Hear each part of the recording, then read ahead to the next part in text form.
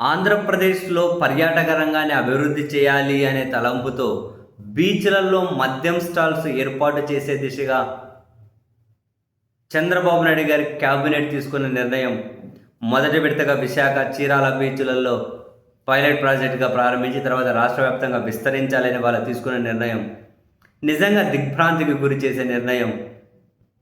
And మరీ ముఖ్యంగా ఈ ప్రభుత్వం మీద మనం ఆగ్రహం వ్యక్తం చేయాలా? లేకుంటే ఈ ప్రభుత్వ నిర్ణయాలను చూసి జాలిపడాలో కూడా నాకు అర్థం కావడం లేదు. ఎందుకంటే పర్యాటక రంగాన్ని అభివృద్ధి చేయాలి అంటే కేవలం మద్యం విలాసాల ద్వారానే సాధ్యమవుతుంది అని ఈ ప్రభుత్వం నమ్ముతుంది అంటే అంతకు మించిన దిక్కుమాలినతనం మరి ఏదైనా ఉంటుందా? పర్యాటక రంగం అంటే అసలు ఏంటిది?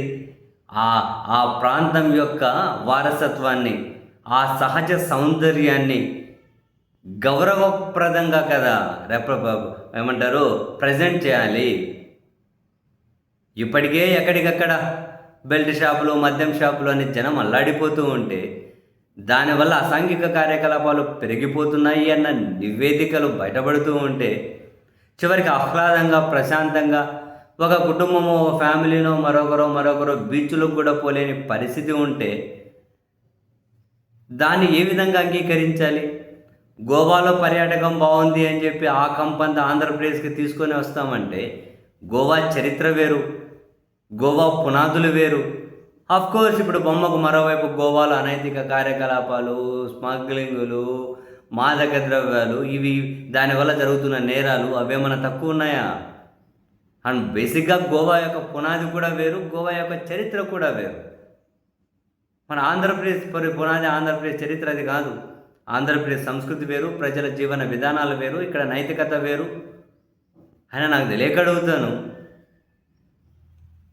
పర్యాటక రంగం అనేది డెవలప్ అవ్వాలి అని అనుకుంటే ఎక్కడో ఉన్న చరిత్ర ఇక్కడికి తీసుకొని రావడం కాదు, ఇక్కడ ఉన్న నాగరికతను ప్రపంచానికి చూపించడం, ఇక్కడ ఉన్న ఏమంటారు సహజ సౌందర్యాన్ని యథావిధిగా ప్రపంచానికి చూపెట్టగలడం.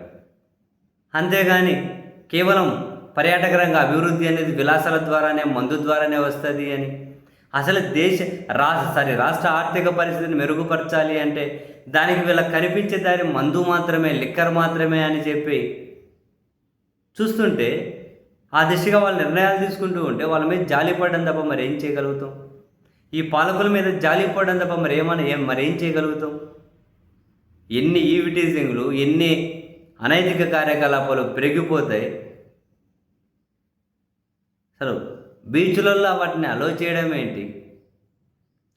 ఎవరైనా కనీసం ప్రశాంతంగా బీచ్లకు వెళ్ళగలుగుతారా? అటువంటి పరిస్థితి ఉంటుందా? ఏంటో నాకు నిజంగా అర్థం కావట్లేదు. లిక్కర్ను అక్కడ పెంచడం ఏంటి? లిక్కర్ షాపులు ఏంటి? బీచ్ ట్యాక్స్ అని చెప్పి లిక్కర్ షాపులు ఏంటి? అసలు ఈ నిర్ణయం ఏంటి? ఇంకా కొందరు గౌరవప్రదమైన రాజ్యాంగబద్ధమైన స్థానాల్లో, పెద్ద పెద్ద స్థానాల్లో ఉన్న వాళ్ళే గోవాలో పోకుండా మనకి ఇక్కడే మంచి ఏర్పాటు ఉంటాయి, ఆడ మందుగానే ఏర్పాటు చేయాలని ఇంతకుముందు కుదరంటే దాని చుట్టూ వీళ్ళకి ఏం తప్ప ఇట్లా అంటున్నారు అనుకునేవాళ్ళు. తీరా క్యాబినెట్ నిర్ణయం తీసుకొని అదే ఆలోచన చేస్తూ ఉంటే నిజంగా జాలిపడాలో, బాధపడాలో, ఆవేశపడాలో, ఆవేదన చెందాలో కూడా అర్థం కావట్లేదు.